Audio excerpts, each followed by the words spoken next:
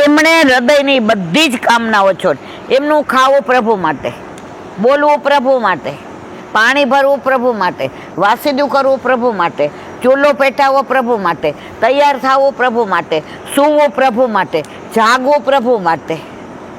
ઘરમાં રહેતા હતા, ઘરના કામ કરતા હતા, પણ છતાંય પ્રભુને પામી ગયા. અને આપણે કોના માટે? મારા દીકરાને રીંગણ બટેકાને ભરેલું શાક ભાવે, આમને અમારે રોટલી ગરમ જોઈએ. આપણા બધાનું ધ્યેય ક્યાં છે? લૌકિકમાં. જો અલૌકિકમાં આવી જાય તો બેડો પાર થઈ જાય. ભ્રમર ગીતનો પ્રસંગ છે. ઉદ્ધવજી ગોપિકાઓને પૂછે, દેવીઓ, ગોવિંદજી દૂર બિરાજે છે, તેઓ નિર્ગુણ નિરંજન નિરાકાર છે, એમના માટે વલખા મારીને તમે શું આવું કેમ કરો છો? પ્રભુ ગોકુળથી મથુરા ગયા તો ઉદ્ધવજીને મોકલે છે, તો ગોપીઓ તરસે છે, આંખમાંથી આંસુ જાય. તો ઉદ્ધવજી આમ જ્ઞાની હતા, સમજાવે છે, પ્રભુ તો ચારે બાજુ છે, વ્યાપક છે, કોણ કોણમાં છે. કયા પ્રભુને?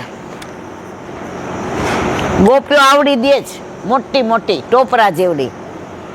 ઈ કે તારો પ્રભુ વ્યાપક હોય, બ્રહ્મ હોય, પરમાત્મા હોય, ઈશ્વર હોય, ભગવાન હોય.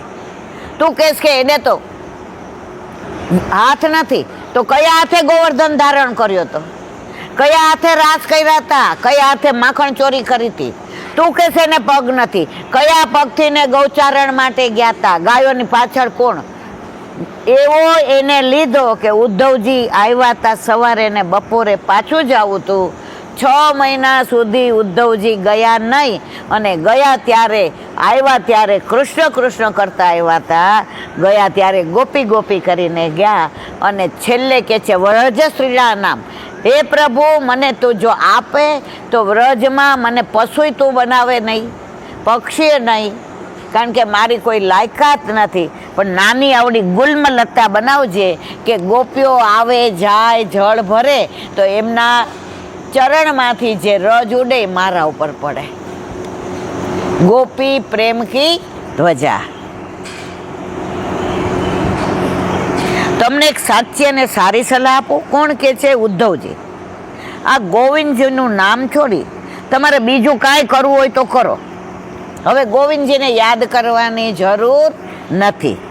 તમે ગોકુળથી મથુરા ન જાશો હરી, તમને કંસ બોલાવે કપટ કરી. બહુ સરસ છે કે આ ગાયો શું કરશે, બછડા શું કરશે, નંદ બાવા શું કરશે, યશોદાજી શું કરશે, એક એકનું વર્ણન કરે છે. પણ ઠાકોરજી કહે છે કે મારે મારી લીલા વિસ્તારવા જવું પડશે. ગોપીજીનો જવાબ, ઉધો મન ન ભયે 10-20. બધાને મન કેટલું હોય? એક હતો ઠાકોરજી લઈ ગયા, હવે અમે મન વિનાના થઈ ગયા છે. અમારે 10-20 50 મન નથી. અમે તો મોહનજોની માધુરી મૂરત મનમાં વસાવી છે. એ મૂરતમાં જ તન્મય તદાકાર રહ્યા છીએ. જ્યાં સગુણ સાકાર રૂપમાં આસક્તિ થાય ત્યાં નિર્ગુણ નિરાકારને કોણ પૂજે? અહીંયા ઠાકોરજી અત્યારે આવીને પ્રગટ થઈ જાય કે મારી ગાયો કેમ, એટલે આપણે કે આરે આરે મારા વાલા. તો પ્રભુ અહીંયા મળી જાય પછી ભાગવતજી હાથમાં રહીએ કે પ્રભુ પાસે જ વયા જઈએ? તો એકવાર આપણને સગુણ સાકાર ઈશ્વર, અને આપણે બધા સાકાર બ્રહ્મા માનીએ છીએ. વલ્લભે આપણને સ્વરૂપ પધરાયું. હવે ઠાકોરજી ઘરમાં ન હોય અને એમ કે નિરાકાર બ્રહ્મ છે, સેવા કરો, કોની કરો? આપણું ચિત્ત જાય. તો આપણે બધા, વલ્લભે કયો માર્ગ? સાકાર બ્રહ્મવાદૈક સ્થાપકો વેદ પારગ.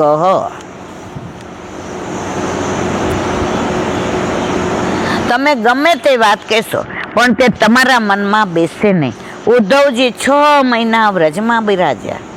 જતા જતા ગોપીજનોને પૂછે, ગોપીઓ, શ્યામ સુંદરને કોઈ સંદેશો તમારે મોકલવો છે? ગોપીજનોએ શ્યામ સુંદરને મોકલેલો ખૂબ જ સુંદર સંદેશો શ્રી ભાગવતજીની એક પંક્તિમાં છે. એ પંક્તિ વાંચતા મને રોમાંચ થઈ જાય. કોણ કહે છે? જીજી ઇન્દિરા બેટીજી. આ ભાગવત કોનું છે, કોને કર્યું છે? જીજીએ. ગોપીજનોની આંખોમાં આંસુ છે, અંતરમાં વેદના છે. ઇન્દિરા બેટીજીએ એક લખ્યું છે, રાધાની વેદના સૌએ જાણી, માધવની વેદના કોઈએ ના જાણે. પ્રભુ કેટલી વેદના, જો વ્રજમાં તો વ્રજવાસીઓ હતા, ગાયો હતા, નંદબાવા હતા, યશોદાજી હતા, સખીઓ હતી, સખા હતા. ઠાકોરજી તો ગયા ત્યારે કોઈ નહોતું એમના માટે. મથુરામાંય કોઈ પોતાનું નહીં ને દ્વારકામાંય નહીં. એમની વેદના કેવી હશે? એટલે જ કોઈ કવિએ કહ્યું છે, તમે વેદ ન જાણી શકો તો કાંઈ નહીં. તમે વેદ ન જાણી શકો તો કાંઈ નહીં, કોઈની વેદના જાણજો, કોઈની વેદના જાણજો.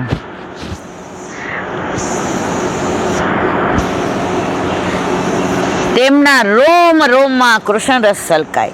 પ્રેમ ભરી ગોપિકાઓ બોલે, ઉદ્ધવ મનસ વૃત્યો નશ્ય કૃષ્ણ પાદાંબુજાશ્રય. અમારે કોઈ સંદેશો કેવડાવો નથી, અમને હવે મિલનની કોઈ ઝંખના નથી, એનો ઉત્પાદ પણ નથી. શ્યામ સુંદરને એટલું કહેજો કે અમારું મન તમારા ચરણ કમળોમાં હંમેશા આળોટ્યા કરે. બસ બીજું કાંઈ જો તમે અહીંયા આવો ને તમે અમારી ભાડ લ્યો ને તમે ગોકુળમાં વસો, ના, અમારે કાંઈ નથી કહેવું. એ જ્યાં હોય ત્યાં એને ખૂબ જાર આનંદ આવતો હોય ભલે, એમને બધા મથુરાની સ્ત્રીઓ હારે આનંદ કરતા હોય તો ભલે, પણ એટલા અમારા વતી વિનંતી કરજો ઉદ્ધવ કે અમને એના ચરણમાં આળોટતા રાખે, બીજું અમારે કાંઈ જોઈતું નથી.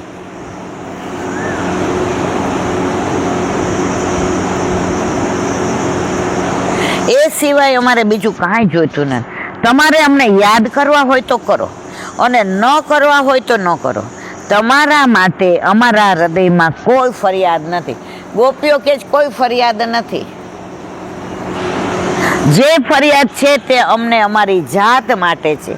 અમને અમારા જાતનો ડર છે કે અમે તમને ક્યાંક ભૂલી ના જઈએ. ઠાકોરજીને કહેતા જ નથી અમને યાદ કરજો. અમને એક જ છે કે અમે તમને ભૂલીએ નહીં. તમે યાદ કરો કે ના કરો એનાથી અમને કાંઈ મતલબ નથી. મોહનજી, અમે આપની પાસે એટલું જ માગીએ છીએ કે અમારા મનની બધી વૃત્તિઓ આપના ચરણ કમળનો આશ્રય કરીને રહે. આનાથી મોટો હૃદયનો ઉન્નત ભાવ બીજો કયો હોઈ શકે?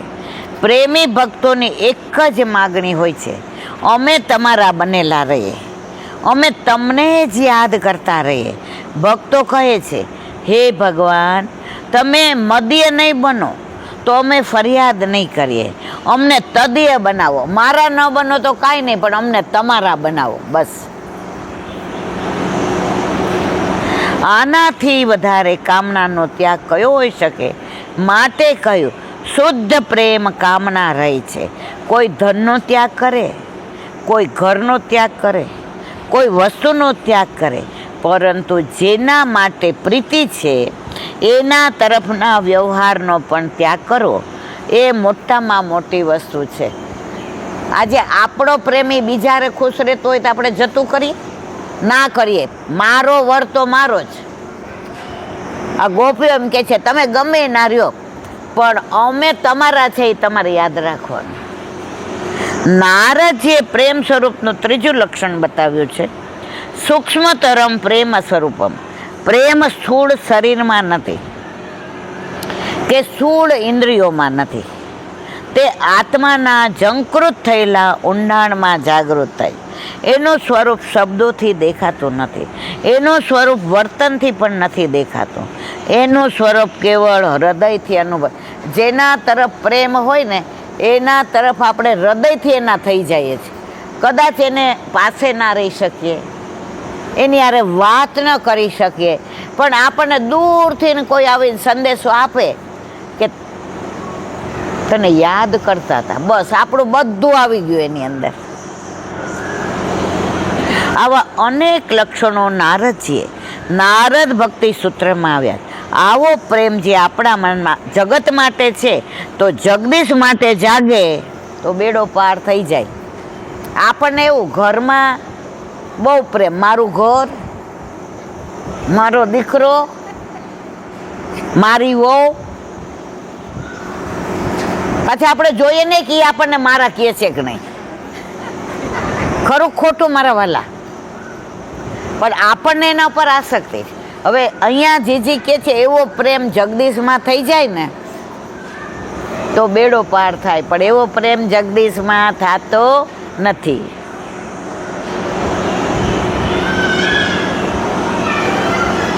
તો તેવો પ્રેમ જગદીશ માટે જાગે તો આપોઆપ આપણું મન તેમાં નિરુદ્ધ થઈ જાય. ચિત્તને નિરુદ્ધ કરવા માટે યોગીઓને પ્રાણાયામ કરવો પડે, પરંતુ ભક્તના હૃદયમાં જ્યારે ભગવાન પ્રત્યે પ્રેમ જાગે છે ત્યારે તે આપોઆપ નિરુદ્ધ થઈ જાય. નિરુદ્ધ એટલે પ્રભુમાં પ્રેમનું પ્રવટ થઈ જવું. જ્યાં પ્રેમ જાય છે ને ત્યાં પ્રાણ જાય છે, ત્યાં મન જાય છે, ત્યાં પ્રેમ જાય છે, ત્યાં શરીર જાય છે, ત્યાં ઇન્દ્રિયો જાય છે. આમ અનાયાસે જ સર્વનો નિરોધ થઈ જાય છે. પ્રેમ થઈ ગયો હોય તો ફરામજનું. એકવાર ગોકુળનાથજી સેવામાં જતા હતા, અપરસમાં હતા, બહારથી કાગળ ઉડતો ઉડતો આવ્યો.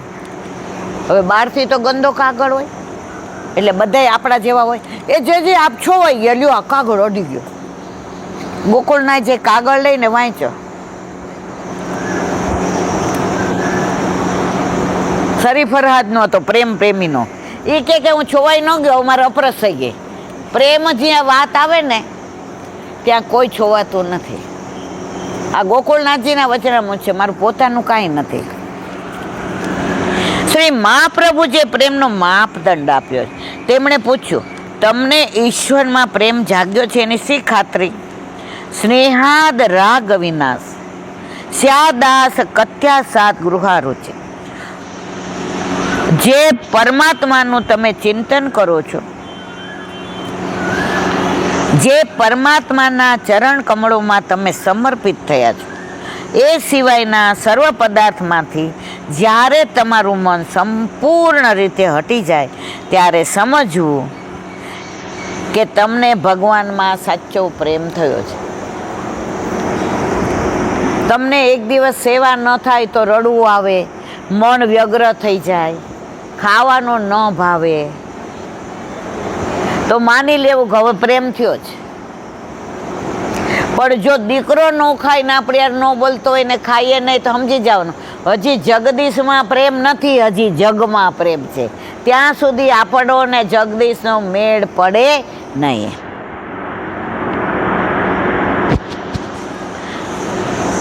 મનનો સ્વભાવ છે કે જેનામાં તે આસક્ત થાય ને એને છોડીને બીજે જાય જ નહીં.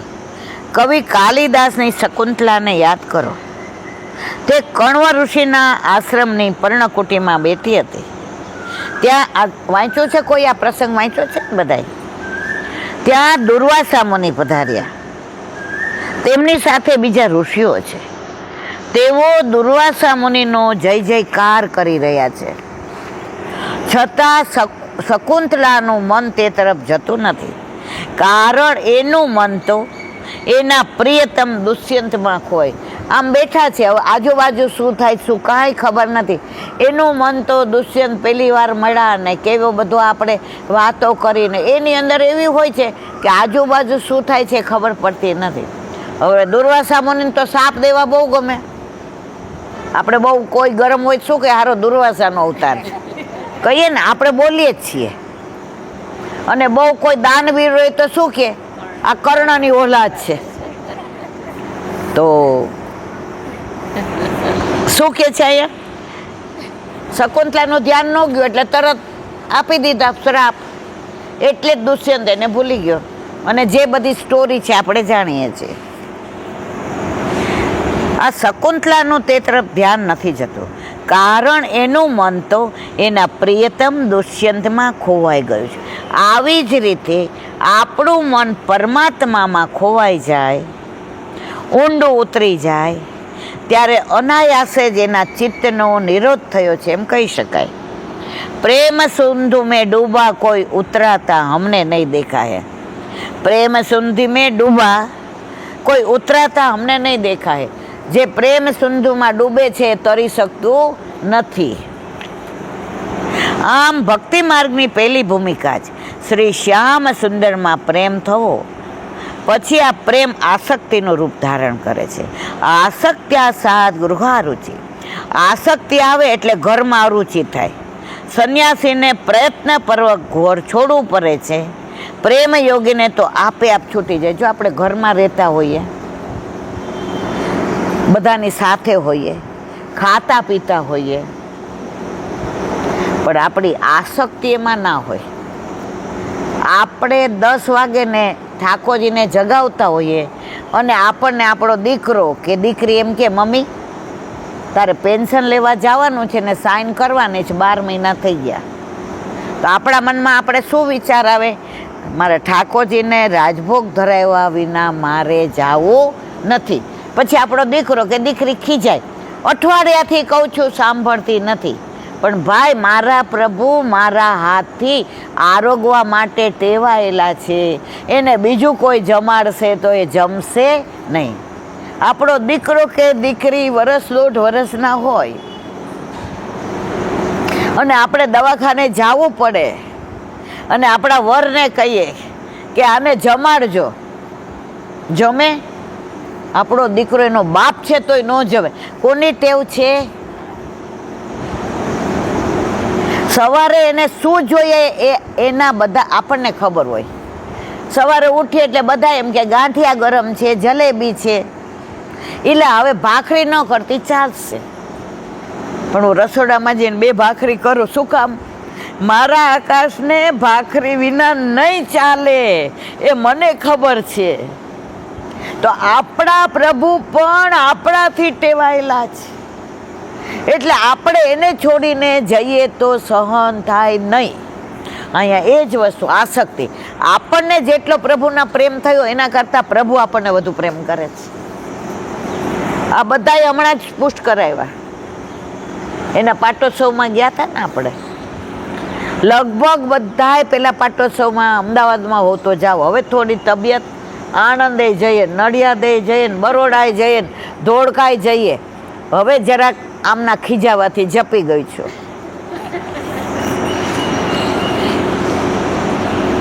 આસક્તિ આવે એટલે ઘરમાં અરુચિ થાય, ઘરમાં ગમે નહીં. સંન્યાસીને પરાણે ઘર છોડવું પડે. પ્રેમ યોગીને તો આપોઆપ છૂટી જાય. ત્યાર પછીની દશા વ્યસનની. તદિનાસ્તુ અશક્તિ વ્યસનમ. ભગવાન વિના એક ક્ષણ પણ જીવી જ ન શકાય, એનું નામ વ્યસન. ગજનધાવન વલ્લભના ઘરે ગયા અને અક્કાજીએ પાન લેવા મોકલા. બહાર નીકળ્યા ને મૂર્છિત થઈ ગયા. અને અહીંયા ગજનધાવનના ઠાકોરજી નામ શું? નવનીત પ્રિયાજી, જે અત્યારે નાથ દ્વારા બિરાજે છે. તો વલ્લભે રાજભોગ ધર્યો ને તો આમ આમ આમ થઈ ગયા. જેની કાની આપણે આપીએ એ વલ્લભે રાજભોગ ધર્યો તો એ પ્રભુ આમ થઈ ગયા કે મારો ગજન આવે ગો તબ મેં આરોગું.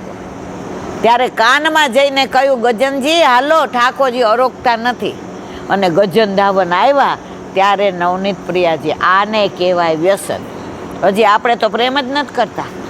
આપણે આપણા છોકરાઓને ઘરને વાળીને વજીફાને બંગલાને પ્રેમ કરીએ, એટલો પ્રેમ ઠાકોરજીને કરતા નથી.